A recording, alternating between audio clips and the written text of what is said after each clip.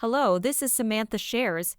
This episode covers NCUA's board member statements on minority depository institutions and the board-approved final interpretive ruling and policy statement.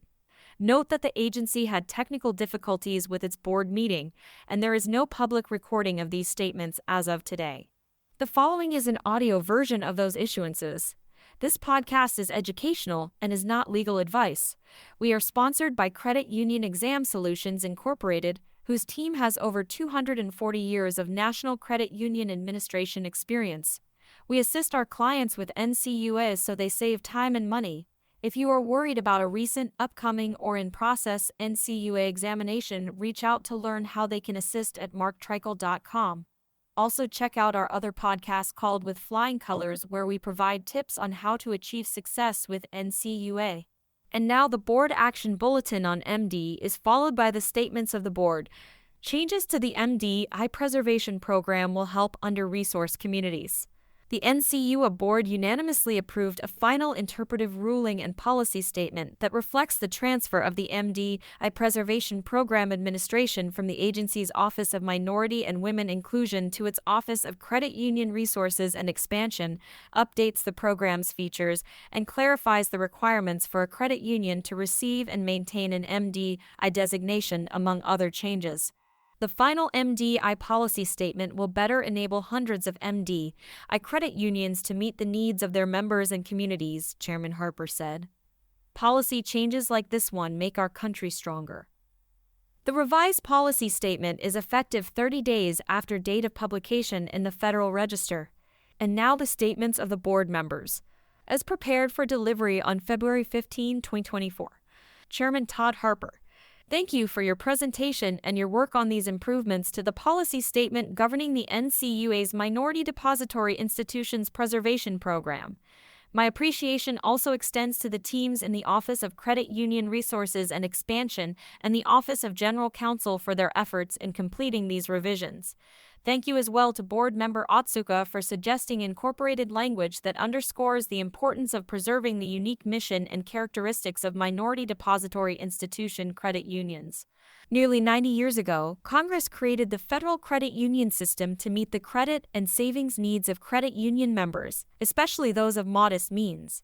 A significant component to achieving that statutory mission is the work of Minority Depository Institution Credit Unions, or MDI credit unions.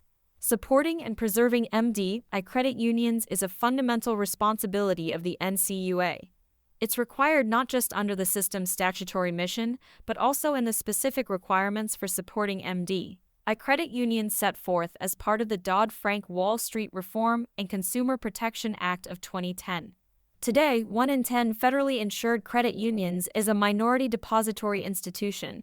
Together, these MDI credit unions provide under-resourced communities across the country with access to safe, fair, and affordable financial products and services.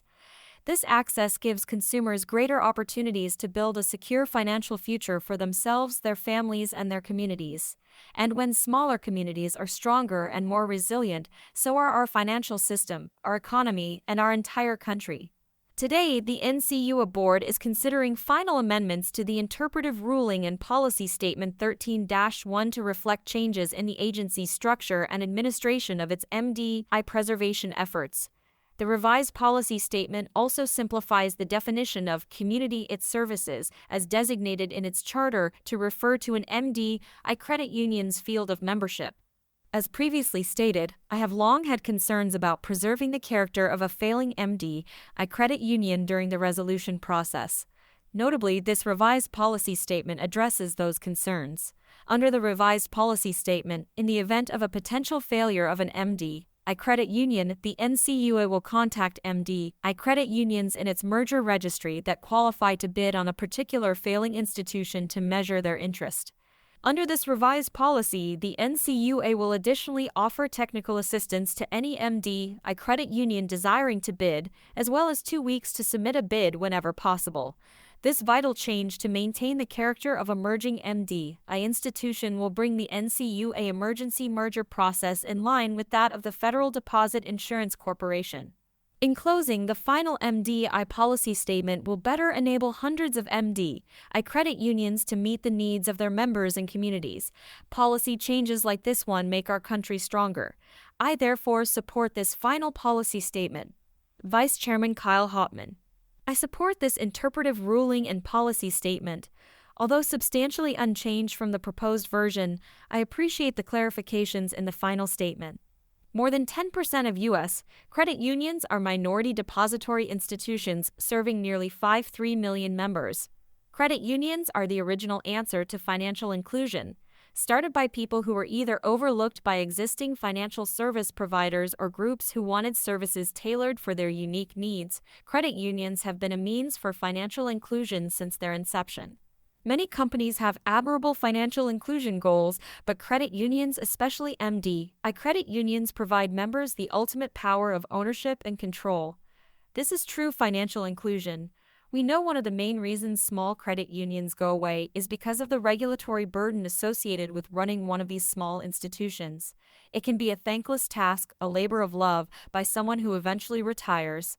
That's when mergers often happen, since it's easier for a larger institution to handle the endless paperwork and mandates. My point here is that if we don't lighten the regulatory burden on small credit unions, those that pose little risk to our share insurance fund, then our talk about inclusion is just that talk. The way credit unions operate, i.e., as a cooperative structure of member owners, along with the nature of fields of membership, may be why there are nearly 4 times as many MDI credit unions as there are MDI banks. To qualify as an MDI, a credit union must satisfy 3 requirements. Greater than 50% of the current membership must be a minority. Greater than 50% of the community it services, that is, its field of membership, must be a minority. And greater than 50% of its board of directors must be a minority. The MDI designation comes with a host of technical assistance and support. This includes assistance to address challenges identified in examination reports. In 2023, appropriations language included MDI credit unions as eligible to receive Community Development Revolving Loan Fund funding regardless of the credit union's low-income designation status. Although examination standards for MDI and non-MDI credit unions are the same, the NCUA recognizes that MDI credit unions have a distinct mission and business model. During 2023, the NCUA issued customized guidance to help examiners understand this business model compared to other financial institutions. In further recognition of the difference between MDIs and non-MDIs, peer metrics were developed to help examiners compare MDI metrics with other MDI metrics instead of those of traditional peers. Today's board item touches on ways to help MDI members preserve their own financial institution. A lot of work goes into starting a credit union, and it takes even more effort to keep it going. As an agency that values inclusion, MDIs represent the opportunity to include resources with our rhetoric. Even before this final ruling and policy statement, the NCUA has walked the talk by budgeting thousands of support hours for small credit unions and MDIs. I would like to emphasize that these support hours are outside the examination process and come at no cost to the credit union. I hope more credit unions will take advantage of the program. Any group that succeeds in forming their own credit union should have the opportunity to succeed. In the case of small credit unions and MDIs, that means additional considerations for their unique challenges. Prepared statement of NCUA Board member Tanya Otsukas. I want to step back and talk about why Congress directed agencies to preserve and promote MDIs. During the 1980s and early 1990s, the savings and loan crisis dramatically reshaped the banking landscape. Almost 10% of banks failed or received government financial assistance. MDIs suffered from the same negative economic events as non-MDI banks, but due to their focus on historically marginalized and redline communities, they did not have the same resources available to weather the crisis. And during the 7-year period between 1983 and 1989, the number of Black-owned banks declined 22%, while the total number of banks in the United States declined by only around 10%. When Congress responded by enacting the Financial Institution Reform, Recovery, and Enforcement Act (FIRREA) of 1989, it recognized that concerted efforts were needed to preserve MDIs because of their important roles serving historically underserved communities and the unique difficulties they face. FIRREA established several important goals, including to preserve the number of MDIs, preserve the minority character in cases of merger or acquisition, encourage the creation of new MDIs, and provide for training, technical assistance, and education programs. While the savings and loan crisis is behind us, the underlying challenges faced by MDIs are still as relevant today as they were 30 years ago. MDIs also face similar challenges and higher rates of failure in the 2008 financial crisis.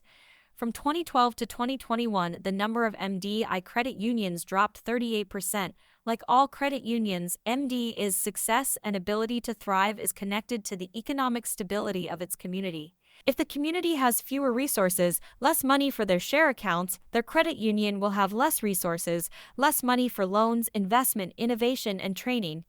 And as we know, marginalized communities have fewer resources on average. The Federal Reserve Bank of St. Louis found Black families had about $958,000 less wealth on average compared with white families, while Hispanic families had about $1,011,000 less wealth on average than white families. Racial and ethnic wealth gaps have changed very little over the past few decades. There is a lot of work to be done to close the racial wealth gap, but MDIs play an important role. One factor in creating and maintaining wealth is having access to safe, fair, and affordable financial services. Access to credit is what allows people to buy a car to get to work, own a home and build equity, or open a small business. Yet sadly, racial disparities in lending still exist today across income levels.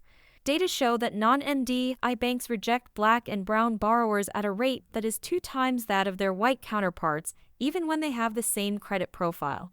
1 in 4 Black applicants from families making $100,000 or more a year had their credit applications denied or approved for less in 2022, compared with 10% of white households in the same bracket. For Asian applicants with annual incomes below $50,000, 16.3% were denied a mortgage, compared with 11.3% of white applicants in that income bracket. This pattern continues across income levels, with high-income Asian applicants being 50% more likely to have their mortgage application denied than white applicants. Capital access also remains a huge challenge for minority-owned small businesses. 60% of Black business owners face challenges obtaining capital. Over a third of Latino business owners face the same. Business owners of color are more likely to struggle accessing startup funding, growth funding, and capital with affordable interest rates. Among firms with gross receipts under $500,000, loan denial rates for minority firms were about 3 times higher at 42% compared to those of non-minority-owned firms, 16%. A well-supported system of MDI credit unions can help address these lending disparities. Black-owned banks approve a higher percentage of loans to Black applicants than other banks. It is likely the same is true for credit unions, and I would like to see the NCUA do more research on these issues. Closing the wealth gap and minimizing lending disparities doesn't just benefit one group. Citibank conducted a study that found if we didn't have a racial wealth gap, it could have added up to $27 trillion in income available for consumption or investment.